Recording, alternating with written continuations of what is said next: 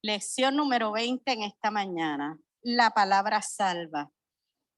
El texto bíblico que vamos a estudiar se encuentra en Juan 12, versículos del 44 al 50. El texto áureo: yo, la luz, he venido al mundo para que todo aquel que cree en mí no permanezca en tinieblas. Juan 12, 46. Vamos a leer los objetivos de la clase de esta mañana. ¿Alguien quisiera leer los objetivos que vamos a trabajar en esta mañana?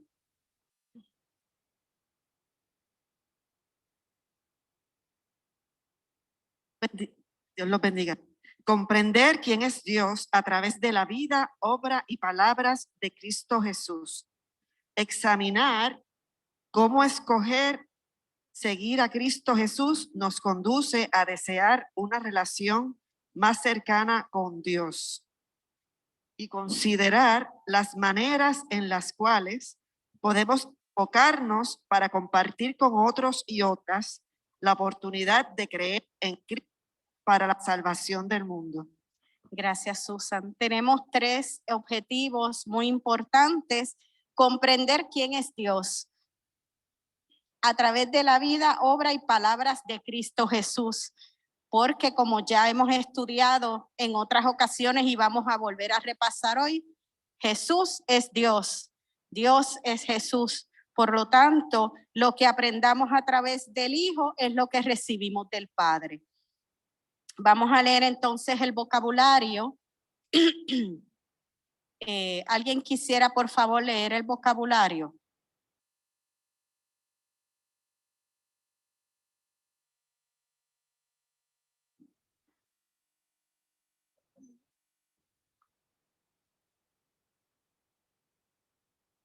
La salvación se obtiene por la acción de Dios que impulsa al ser humano al arrepentimiento y le concede el don de la fe para que crea en Jesucristo. Es absolutamente una obra de la gracia de Dios. Vida eterna. El concepto proviene de las palabras griegas zoe, vida, y alanios, eterna. Es utilizado especialmente en el Evangelio de Juan.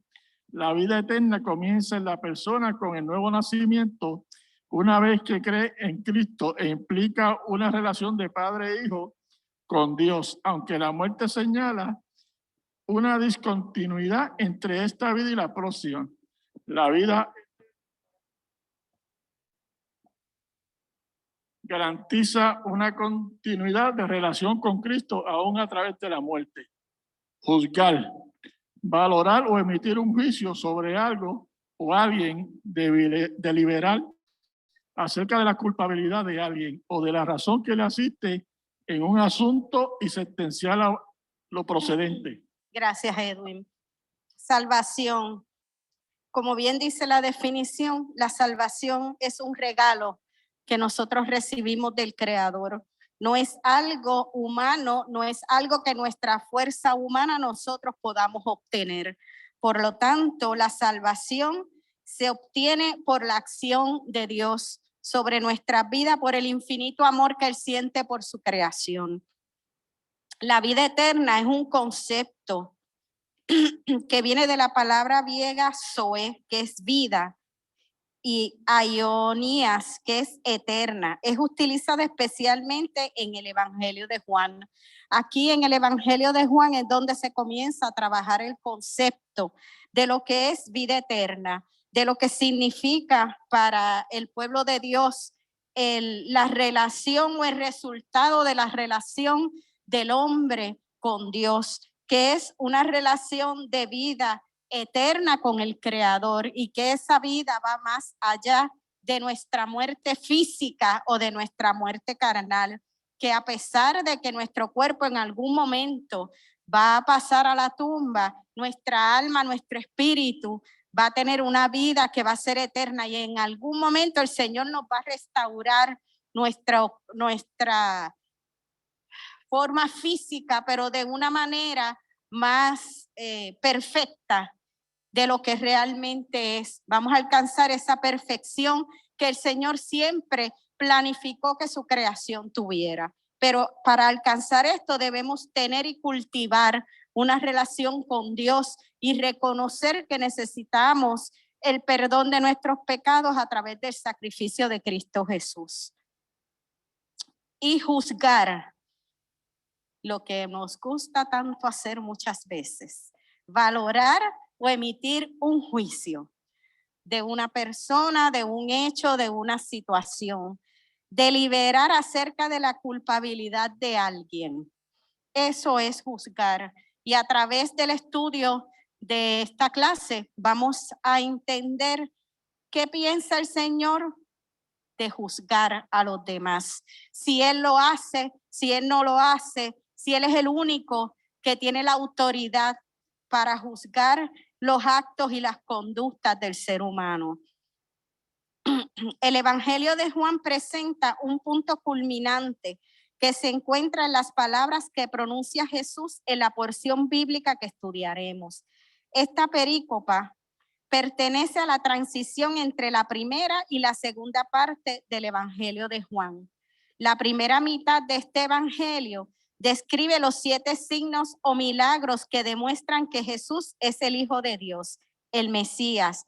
La primera parte del Evangelio se conoce como el libro de los signos y recoge aproximadamente 3 años del ministerio de Jesús, desde el capítulo 1 hasta el capítulo 11 del libro de Juan. Juan lo que hace es presentar evidencia de quién es Jesús y lo hace a través de 7 milagros que Juan explica dentro de estos capítulos para que nosotros y las personas para las cuales fue escrito originalmente este libro, que fue en la época, en los primeros 70 años del nacimiento de la iglesia cristiana, para que tuvieran evidencia de quién es Jesús, por qué Jesús vino, cuál era su misión. Y eso Él lo hace a través de la presentación de lo que Él llama 7 signos o milagros, que eso ocurre entre el primer capítulo y el capítulo 11 de Juan. En el capítulo 12 comienza la segunda parte del Evangelio de Juan. Esta segunda mitad describe lo que ocurrió después de la presentación de los 7 signos o milagros y cómo esta serie de acontecimientos terminaron con la crucifixión y resurrección. La segunda parte recoge los días de la muerte y resurrección de Jesucristo. Desde el capítulo 12 hasta que culmina el libro de Juan, vemos entonces cuál era la misión real de Jesucristo, cómo se llevó a cabo esta misión y cuál fue el resultado final a través de su resurrección. Este capítulo, el 12, comienza con el acto de unción de María hacia Jesús realizado en Betania, cuando él está en la casa de su amigo Lázaro, y María le derrama un ungüento muy costoso sobre su cabeza y lo bendice. Y así comienza este capítulo, que él entiende y explica que este acto de María es una preparación para su muerte, es la unción antes de su muerte.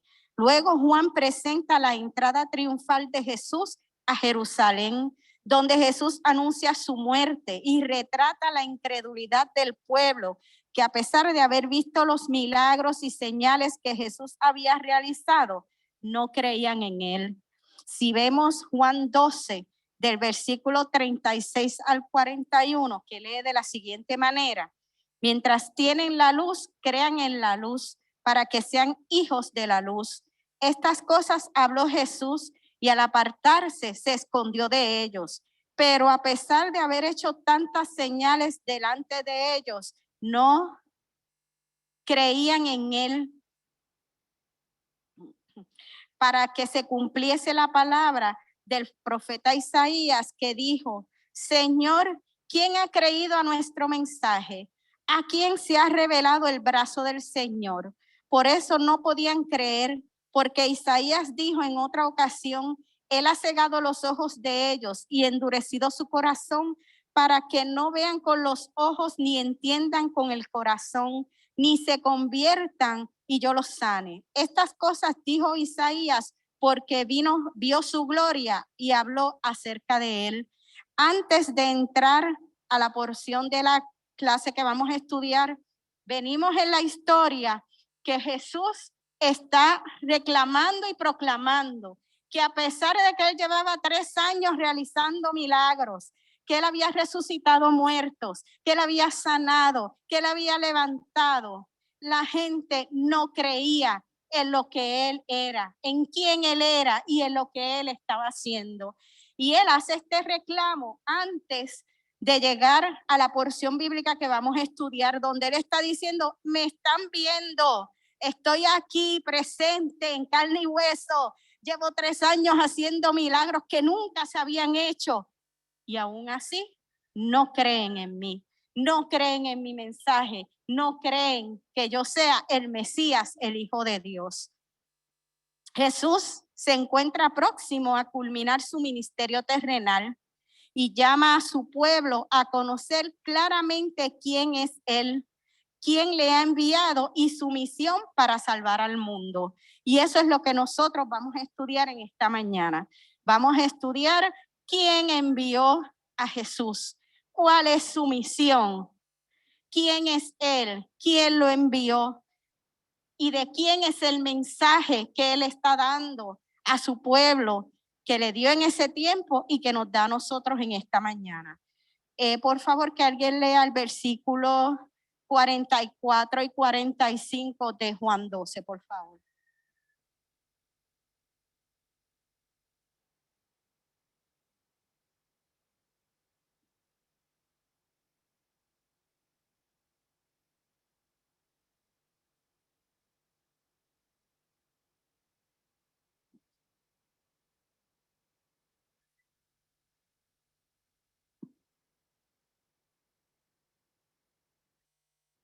Sí.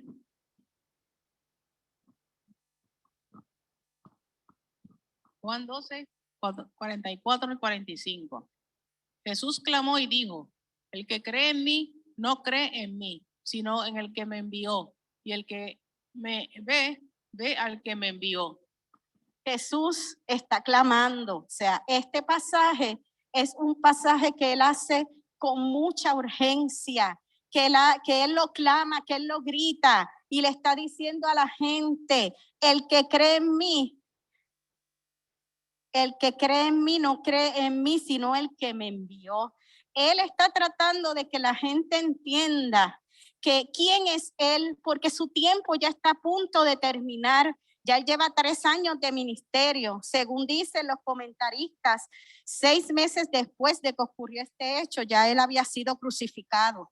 Por lo tanto, él está básicamente en la terminación de su ministerio terrenal y se encuentra con la situación y hasta cierto punto con la frustración de que la gente no cree en él, no cree en el mensaje. Y él está clamando y le está diciendo, ustedes no creen en mí, ustedes van a creer en el que me envió, porque el que me envió es más grande que yo. Y eso es necesario que ustedes lo entiendan y que ustedes lo acepten antes de que yo me vaya. Porque si en un caso hipotético, que nadie hubiese aceptado la palabra del Señor y el Señor hubiese muerto y se hubiese ido al cielo sin dejar gente aquí que pudiera expandir su evangelio, su palabra, lo que él dejó, ¿qué sería de nosotros hoy en día? ¿Dónde estaríamos nosotros hoy en día? Y esa era la urgencia que él sentía, de que la gente entendiera lo importante y lo necesario que era para su vida futura, para su vida presente y su vida futura, porque estamos hablando de la vida eterna. La definición de vida eterna nos dice que nosotros tenemos que establecer una relación con Dios y que esa relación tiene que ser una relación a través de la aceptación del sacrificio de Jesucristo. Entonces, para nosotros poder tener una vida eterna, tenemos que aceptar las palabras y los hechos y los actos que Jesús estuvo promulgando durante 3 años en la tierra. Y él tiene una urgencia que es la misma urgencia que nos transmite la Escritura a nosotros hoy en día, porque nosotros también estamos en la disyuntiva de que por nuestro conocimiento de la palabra, por nuestra aceptación de Jesucristo, debemos sentir urgencia por compartir con otras personas, sobre todo con los que no han aceptado todavía a Jesucristo, que Él vive, que Él reina y quién es Él. El sentido de urgencia descrito en esta porción del Evangelio destaca el amor tan intenso que Dios tiene por su pueblo. Él nos ama profundamente y Él quiere que nosotros nos salvemos. Por eso envió a su Hijo, para que Él nos salve. Pero entonces, cuando Jesús viene y se encuentra con la gente, con la dureza de corazón de la gente que no lo aceptaban, eso debe haber sido una gran frustración, porque muchas veces nosotros se nos olvida que Jesús era totalmente humano y que Él sentía lo mismo que sentía la humanidad. Imagínese que usted tenga una tarea que hacer y usted esté convencido de esa verdad que usted lleva y la gente no lo acepte. ¿No se frustraría? Pues eso mismo le pasaba a él. Dime, Antonia.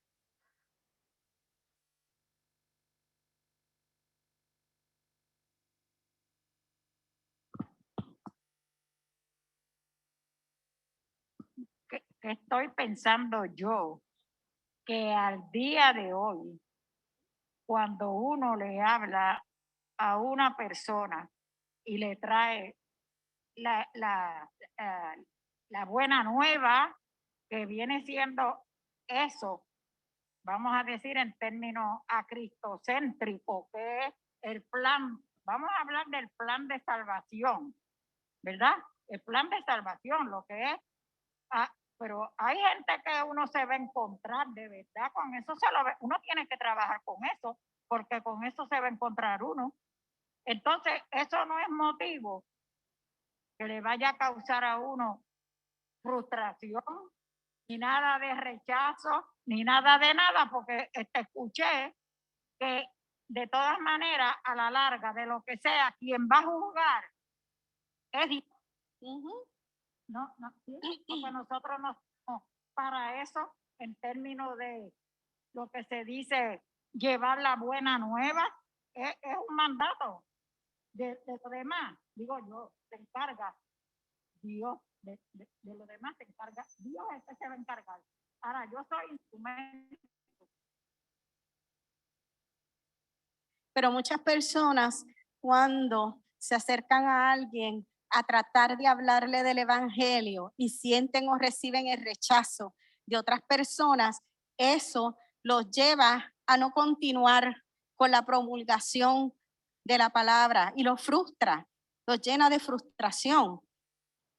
Entonces, el mensaje que se resume de tal manera en la escritura, que enfatiza las verdades teológicas esbozadas desde el comienzo del evangelio, en el prólogo de Juan, Jesús es uno con el Padre, es la luz de este mundo y es la vida. Desde que comenzamos a estudiar el libro de Juan, Juan nos está enfatizando la relación que hay entre Jesús y el Padre. ¿Y quién es Jesús? Jesús es la luz del mundo, porque Jesús trae la palabra del Padre, pero Jesús es uno con el Padre. Por lo tanto, cuando nosotros recibimos a Jesús, recibimos la palabra que viene del Padre, porque Jesús lo que hace es hablarnos a nosotros de lo que Dios le da a él para nosotros. Por lo tanto, cuando usted acepta la palabra de Jesús, usted acepta la palabra de Dios. Como iglesia y como creyentes en Cristo, sentimos y tenemos la misma urgencia de compartir el mensaje de la palabra de Dios. Sentimos nosotros como iglesia la necesidad de compartir con otras personas la buena nueva. Dime, Antonia.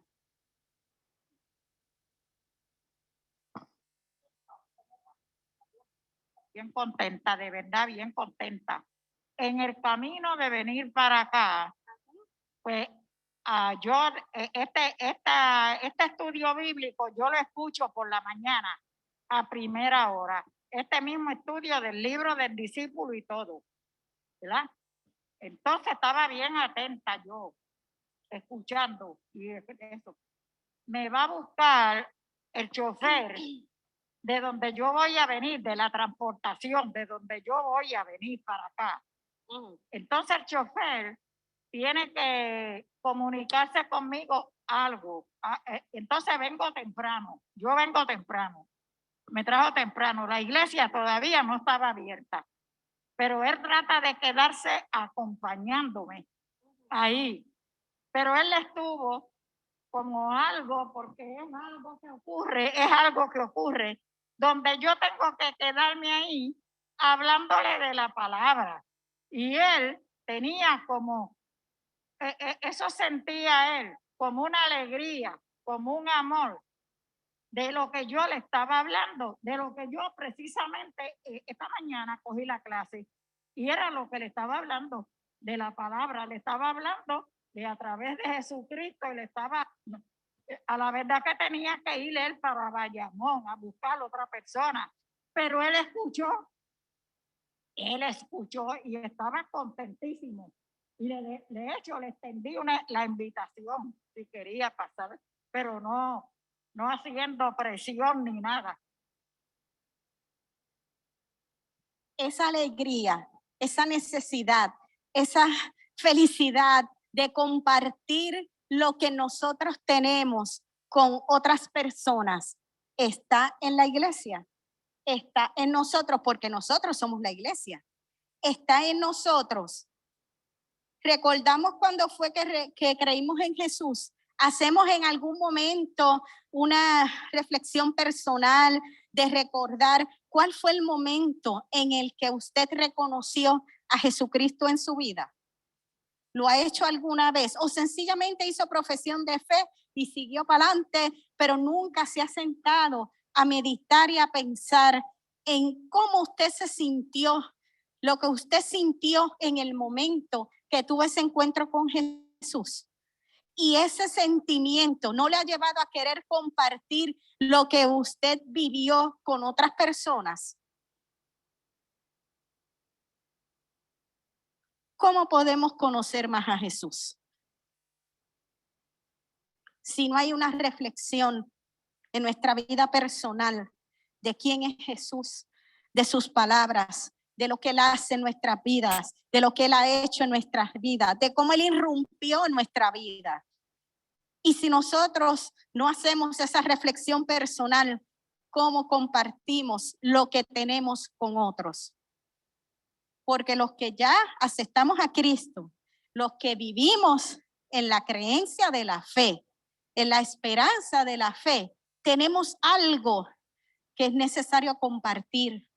Y ese algo debe ser algo que nos dé felicidad, que nos dé alegría, que nos dé ánimo. Porque así es la palabra del Señor. Alegría, alegría porque usted encontró la salvación, porque usted aceptó ese regalo. Y entonces, si usted no hace una reflexión personal, ¿cómo lo comparte con los demás? ¿Y cómo se acerca más a Jesús? Si eso es algo que debe suceder todos los días de nuestras vidas. Hasta el día que Cristo venga, nosotros vayamos a su presencia.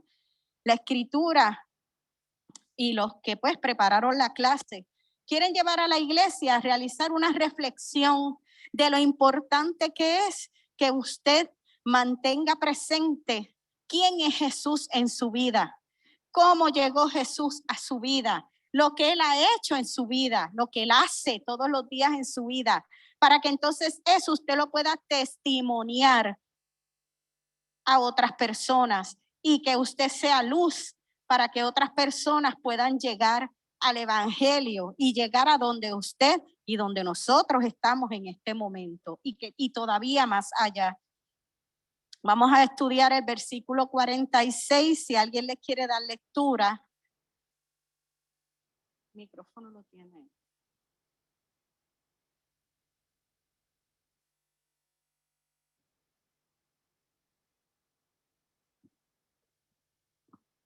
Si no puedo.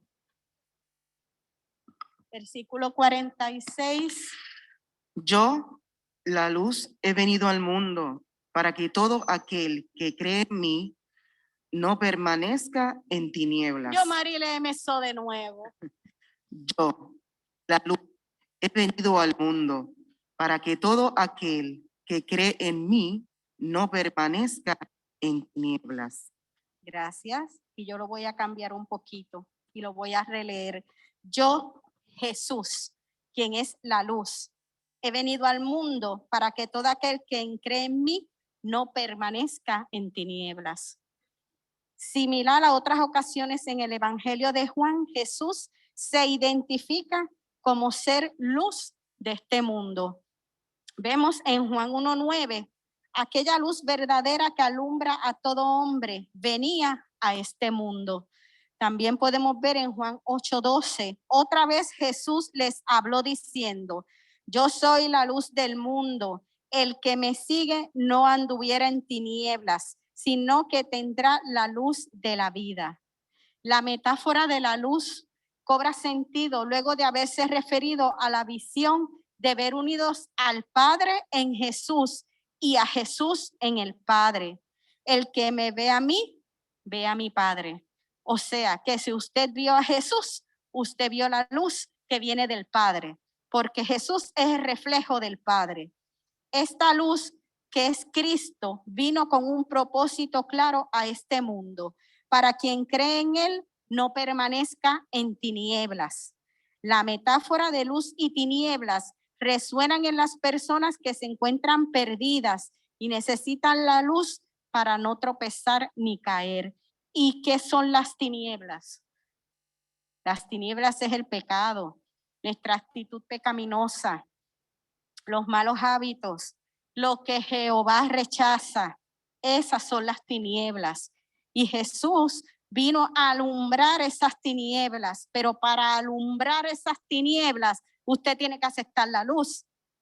Porque si usted está en un cuarto oscuro y no prende la bombilla y no acepta que hay una luz, no se va a alumbrar, no va a recibir lo que la luz tiene para darle. Pues eso es lo que Juan nos está queriendo decir. Jesús vino a alumbrar las tinieblas de este mundo, porque él vino a traer el reflejo de la luz de Dios sobre nuestras vidas. Y entonces nosotros, su iglesia, somos el espejo que refleja esa luz a las tinieblas del mundo, porque ya Jesús no está, pero nosotros recibimos y aceptamos esa luz. Por lo tanto, nosotros somos el reflejo de esa luz para el mundo. En los versículos 47 y 48 dicen de la siguiente manera: al que oye mis palabras y no las guarda, yo no lo juzgo, porque no he venido a juzgar al mundo, sino a salvar al mundo. El que me rechaza y no recibe mis palabras, tiene quien lo juzgue. La palabra que he hablado, ella lo juzgará en el día final. El enfoque es la salvación. La misión es salvar al mundo. Si nuestro norte como iglesia fuera la salvación, más personas serían salvas. Como iglesia debemos tener la visión de Cristo de salvar y no de criticar y señalar faltas y defectos. La respuesta a estas palabras de Jesús de salvar al mundo son diversas y tienen diferentes consecuencias. Hay tres posibles respuestas. Creer. Por lo tanto, si usted cree y acepta la palabra, no permanece en tinieblas porque es salvo. Dice Jesús que hay otras personas que no guardan la palabra y que estas personas que reciben la palabra pero no la guardan, él no las juzga, él no las critica, él no las condena, porque estas personas recibieron la palabra pero no la aceptaron. Sencillamente, estas personas están, y al que rechaza la palabra, la misma palabra le juzgará o condenará en el día postrero. Sencillamente hay tres respuestas que dan las escrituras que usted puede tener o tres actitudes que usted puede asumir a recibir la palabra. Usted cree y por lo tanto es salvo. Y yo entiendo que todos los que estamos aquí creemos en la palabra de Dios, creemos en lo que Jesús hizo, creemos en lo que Jesús es. Por lo tanto, somos salvos. Pero están las personas que reciben la palabra y no la rechazan pero no la aceptan, que es lo que en otros términos en la escritura dice los tibios.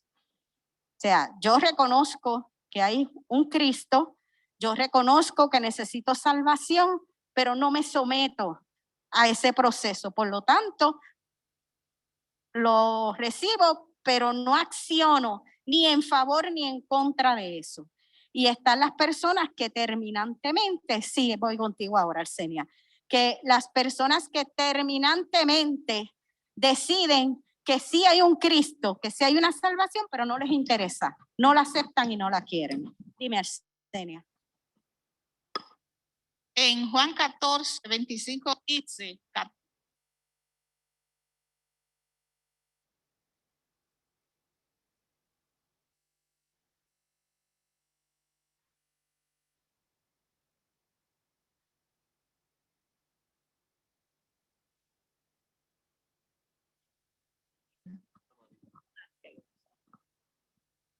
Juan 14, 25. El que me ama se mantendrá fiel a mis palabras. Mi Padre lo amará y mi Padre y yo viviremos en él. Y por el contrario, el que no pone en prácticas mis palabras es que no me ama. Y las palabras que escuchan no son mías, sino del Padre que me envió. O sea que ante nosotros hay un gran reto, porque nosotros fuimos comprados con la sangre de Cristo. Él simbólicamente, ese bautismo era para que nosotros viéramos que hay que sumergirse y que ahí queda todo nuestro pecado ya y hemos sido lavados con esa sangre. Pero de nada vale que aún le aceptemos, como tú estás diciendo, y que no entendamos este proceso en el que Jesús está haciéndonos ver que si lo tenemos a Él, tenemos al Padre.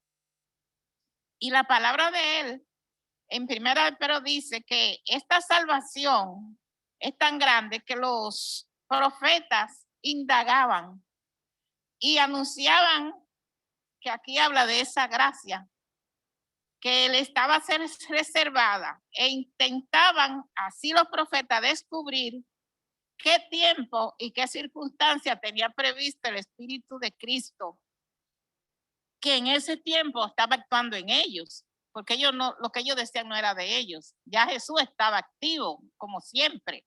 Así que en ellos atestiguaba de antemano los padecimientos de Cristo y la gloria que le seguiría, lo que manifestado en estas cosas que ahora les anuncian, ahora nosotros, en estos momentos, en estos tiempos postreros, quienes le proclaman el evangelio con la fuerza del Espíritu Santo enviado desde el cielo, no eran para ellos. Los profetas en ese tiempo estaban anunciando todo eso, pero no era para ellos, sino para ustedes, le dice Pedro, cosas que los mismos ángeles desean contemplar. Y hoy nosotros hemos tenido ese beneficio, esa gloria de sentir a Cristo, de vivirlo, de percibirlo, de sentir que lo conocemos. Y aquellos profetas no tuvieron esa oportunidad. Por lo tanto, Jesús sigue enfatizando que cuando tenemos lo tenemos a Él, tenemos al Padre y venimos a hacer una sola cosa en Él, pero es una responsabilidad, porque esa sangre que Él derramó no es baratillo, no fue barato el precio que Él pagó. Por lo tanto, nosotros tenemos que entender que tenemos un gran compromiso, y lo mismo que tú estás diciendo, tenemos que conocerlo para poder vivir ese evangelio y llevarlo como testimonio a otros. Gracias, Arsenia. Asimismo es, nosotros debemos mantener un continuo conocimiento, una relación con quien es nuestro Salvador para nosotros poder compartir eso con otras personas. La palabra de Jesús es la que juzga. Nosotros no nos es dado, no tenemos la capacidad, no tenemos el derecho para juzgar y cuestionar a nadie. Eso lo hace Jesús a través de su palabra. La misma palabra hace que la gente se ponga en evidencia. Rechazar a Jesús es rechazar a Dios mismo, porque Jesús es el reflejo de Dios. Él nos trae el mensaje del Padre. Por lo tanto, si usted rechaza, si usted toma la actitud de escuchar la palabra y rechazar lo que Jesús dice, usted está rechazando a Dios, a Jehová, porque Él es el reflejo de su Padre. Por lo tanto, el juicio final es delegado en el Hijo. Jesús es quien es llamado a juzgar. Es el único que puede juzgar. En Juan 5:22 nos dice, porque el Padre a nadie juzga, sino que todo el juicio dio al Hijo. Él dio al Hijo la capacidad, el derecho, la potestad de juzgar los actos de la humanidad. Por lo tanto, nosotros no tenemos derecho a juzgar a nuestro prójimo, ni a establecer juicios sobre lo que nuestro prójimo haga o deje de hacer. En el juicio final a las naciones, Jesús desciende del cielo para traer salvación y vida eterna a la humanidad antes de que ocurra el juicio final, como lo establece Mateo 25:31. Cuando el Hijo del Hombre venga en su gloria y todos los santos ángeles con él, entonces se sentará en su trono de gloria. Al rechazar las palabras de Jesús, el ser humano se autoexcluye de la salvación, porque si usted no acepta el regalo de vida que Jesús le está dando, usted mismo decidió excluirse. Y si usted no acepta, por lo tanto no es salvo. Y esa decisión es una decisión totalmente humana, porque ahí es donde funciona nuestro libre albedrío. Dios no obliga a nadie a que acepte la salvación. Usted decide si la acepta o no lo acepta, pero la decisión que usted tome sabe que va a tener que enfrentar un juicio y que el juicio va a ser emitido en los tiempos finales por Jesús. La frustración que sentimos a veces nos puede desanimar en la misión de llevar la palabra de Dios a todo lugar. Pero si hay frustración, hay que trabajar con esa frustración, porque nosotros somos llamados a expandir el evangelio, a llevar la palabra. Y si estamos frustrados, si estamos molestos porque la gente no recibe lo que nosotros le queremos llevar, entonces, ¿quién va a hacer el trabajo? Esa es parte de nuestra responsabilidad.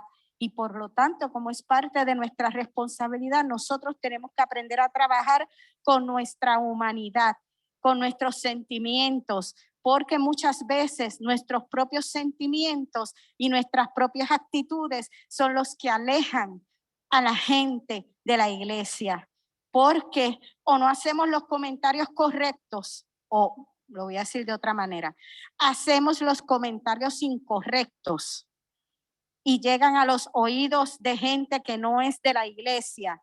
Y si usted critica su casa, ¿cómo usted va a pretender que otra gente venga a su casa?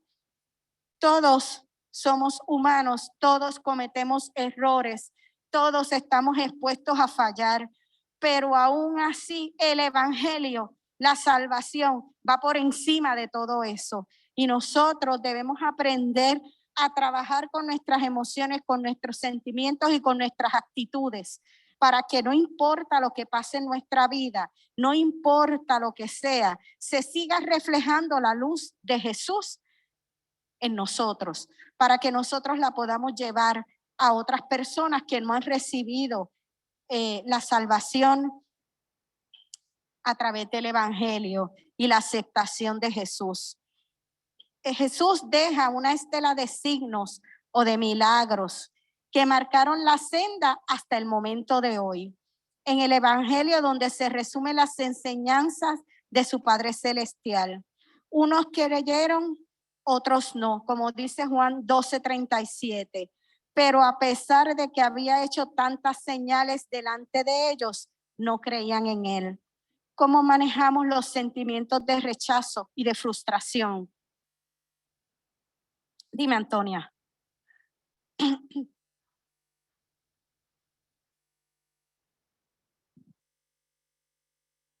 estaba pensando relacionado con iglesia, que somos nosotros, todos los que estamos aquí, en esta mañana, iglesia. La iglesia es una comunidad edificadora, educadora. Entonces nosotros empezamos aquí y tenemos que afuera, terminar afuera, del conocimiento con lo que adquirimos, de la palabra, porque es una comunidad edificadora, educadora. La iglesia tiene un proyecto. Decimos, es el cuerpo de Cristo. Si es el cuerpo de Cristo, tenemos que reconocer lo que somos. ¿Qué somos?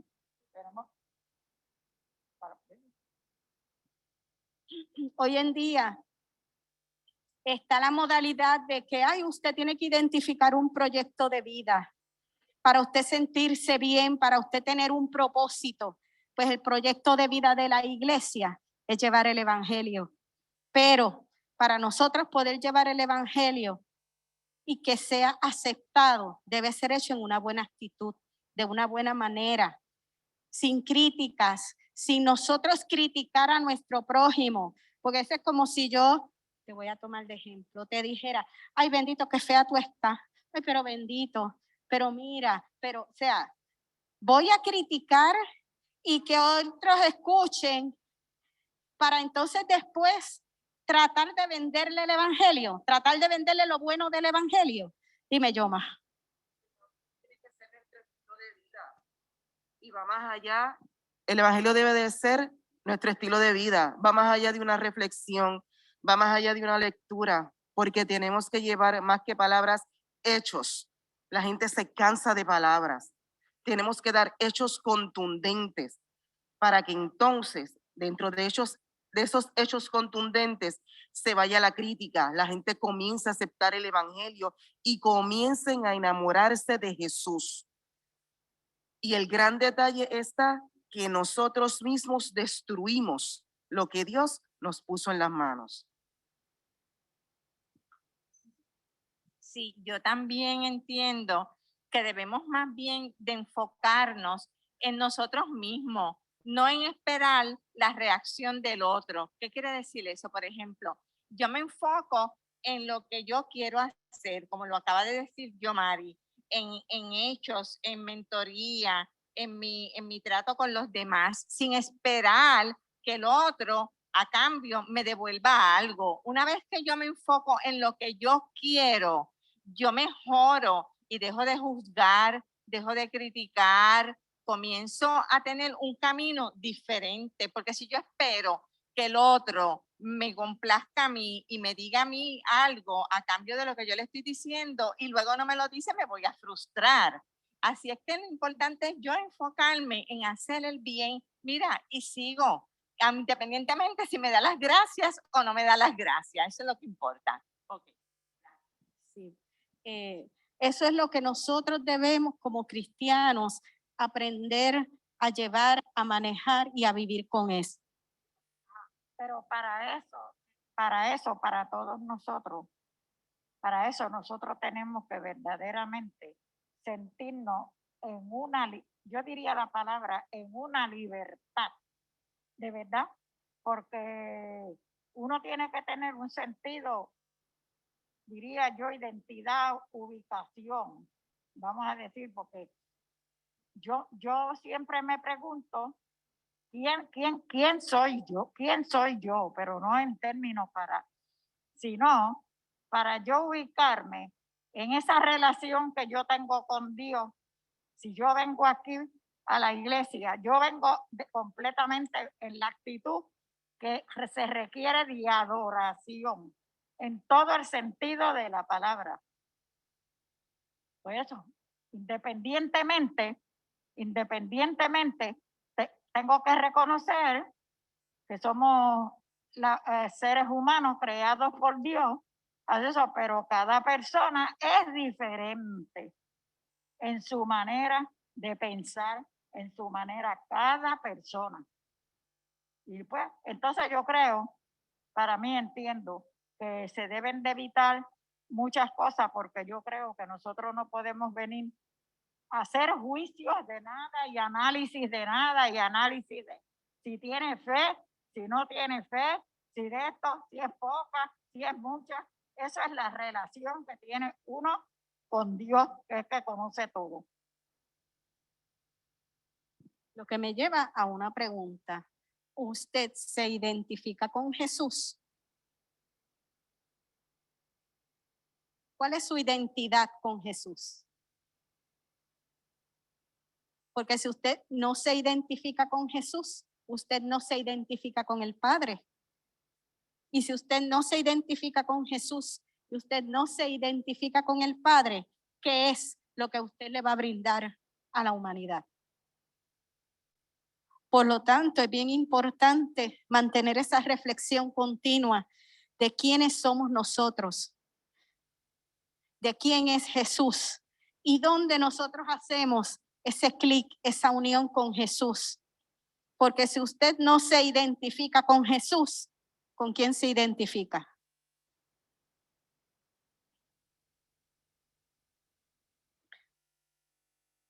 Y eso pues nos lleva a la pregunta, ¿cómo manejamos los sentimientos de rechazo?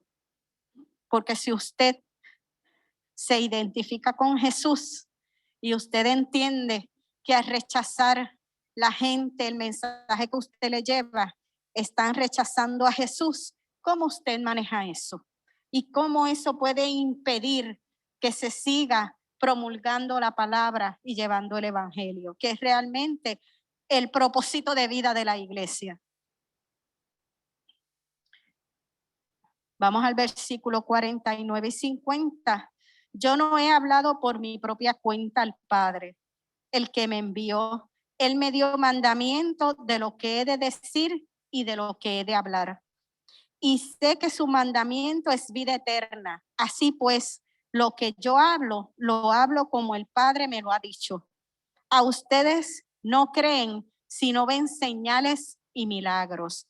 Y aun teniendo los señales y milagros, no creían. La palabra compartida por Jesús ha sido el mensaje del Padre Celestial. Ambos están alineados en la voluntad de salvar y redimir toda su creación, incluyendo al ser humano. Jesús conoce lo que sabe el Padre y lo da a conocer. Es el Padre Celestial quien define y provee el contenido del mensaje salvífico de Cristo.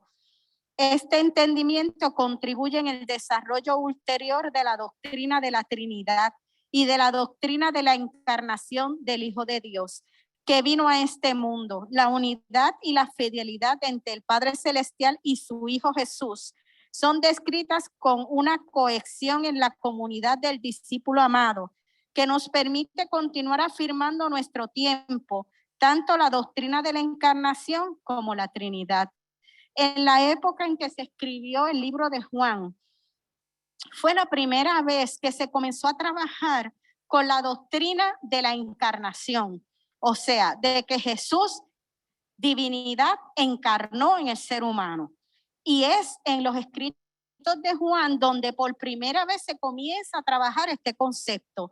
De igual manera, por primera vez se comienza a trabajar con el concepto de la Trinidad, con el concepto de Padre, de Hijo y de Espíritu Santo, que son tres, pero son uno.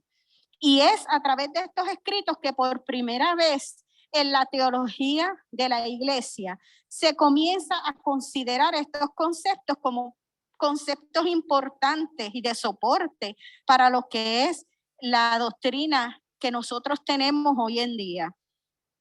Jesús es presentado como el enviado del Padre que trae el mandamiento de la vida eterna, que es lo que nos ha estado recalcando Juan a través de todo el escrito. Jesús reconoce la autoridad del Padre en el contenido y propósito del mensaje salvífico. Este llamado de Jesús es urgente. El tiempo ya estaba por cumplirse y la crucifixión y resurrección ocurrían en unos días después de este llamado de Jesús a creer en la palabra de Dios. Este mensaje, que era un mensaje muy urgente, porque Jesús levanta la observación de que la gente, con todo y ver los milagros y los signos que él estaba haciendo, no creían, pero él sabía que su tiempo estaba a punto de culminar. Él no iba a estar toda la eternidad en la tierra. Su ministerio de 3 años ya se había cumplido y él tenía urgencia y necesidad de que la gente aceptara y reconociera quién era Jesús, quién lo enviaba y que reconocieran sus palabras de salvación. Estas palabras que ha dicho Jesús son la razón del rechazo de la gente. La gente en esa época, al igual que ahora, rechazaban lo que Jesús decía, porque mucha gente no aceptaba que Jesús fuera el Mesías, que fuera el Hijo de Dios.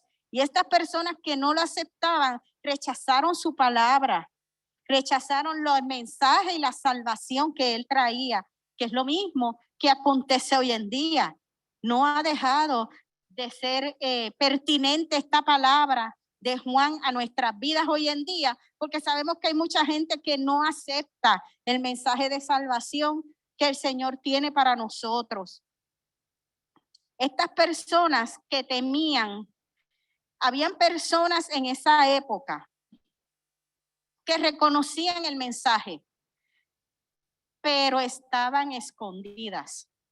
No lo reconocían públicamente.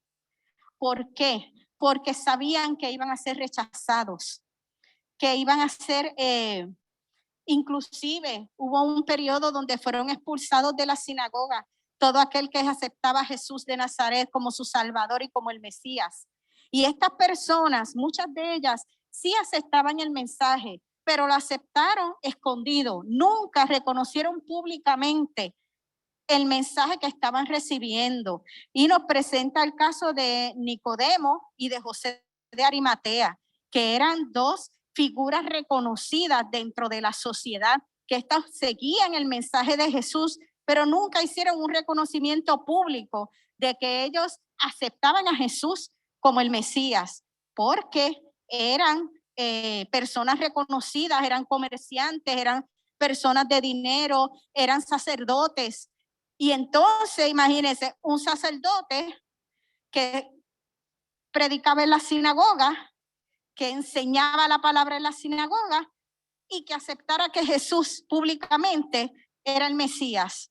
Esa era una total contradicción para toda aquella parte del pueblo judío que no creía en Cristo. Y como él no quería ser rechazado ni ser expulsado, pues sencillamente lo aceptaba, pero en secreto.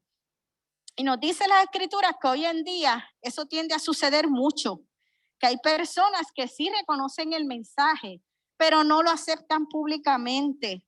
Y esto, pues nos dice el Señor que aquí la gente lo que está es aceptando la vanidad del mundo por encima de las creencias del Evangelio. Y que eso sucedió en ese momento histórico y sucede hoy también en día.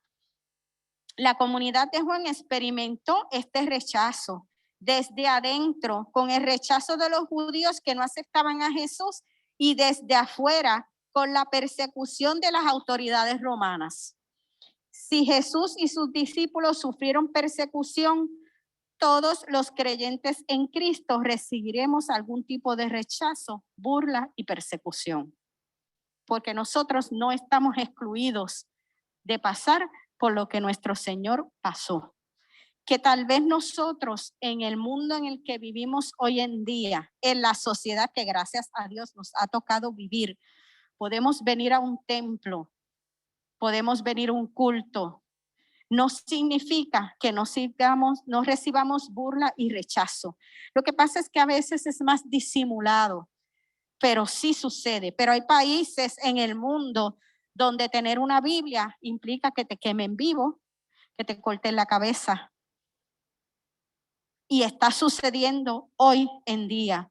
Por lo tanto, este proceso de rechazo de las escrituras y de las buenas nuevas es algo que siempre va a existir. Y nosotros como iglesia debemos aprender a manejar estas situaciones, pero que estas situaciones no sean un impedimento para nosotros continuar con el propósito de vida de la iglesia, que es llevar el evangelio y promulgar la palabra de Dios y la salvación, sin críticas, sin burlas, sin peleas, sin rechazar a nuestro prójimo.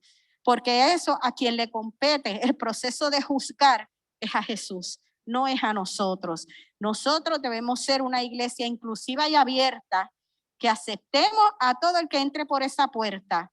Y Jesús es el que le corresponde, al Espíritu Santo, trabajar con quien entre por esa puerta. Que no se diga que por nuestra actitud nosotros espantamos a la gente, que es lo que ocurre en muchas iglesias. Y lo escuchamos todos los días. Yo fui a esta iglesia a visitar y no hice nada más que entrar por la puerta y porque tenía pantalones me empezaron a criticar a las mujeres, mayormente. La palabra dice que no juzguéis para que no seáis juzgados. Dime, Antonio.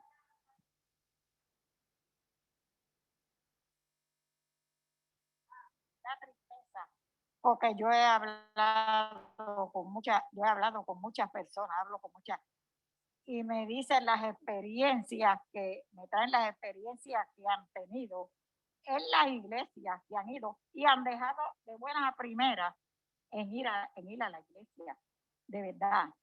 Pero ahí se ve que si la persona no está verdaderamente reafirmada, ¿sí?, en sus convicciones, pues la persona sigue camino y sigue, digo yo, perdida, de verdad. Nos habla la lección de un ejemplo que da uno de los escritores de la clase, que nos habla de esta señora que fue donde su pastor y le dijo a su pastor que ella iba a dejar de venir a la iglesia. Porque la gente se pasaba viendo el celular en el proceso del culto, porque se pasaban hablando unos de otros, porque no tenían la actitud que ella entendía que debía ser la actitud correcta en un proceso cultico y de adoración. El pastor le dijo: antes de tú irte, de tú tomar esa decisión, yo quiero que tú tomes este vaso de agua y que con este vaso de agua tú te vayas y le des una vuelta completa a la iglesia. Y después que tú hagas eso, tú vas a venir donde mí. Y ella lo hizo. Ella buscó su vaso de agua, ella le dio la vuelta a toda la iglesia y ella llegó donde el pastor. Y el pastor le dijo: ¿pudiste hacer la tarea? Sí. ¿Por qué?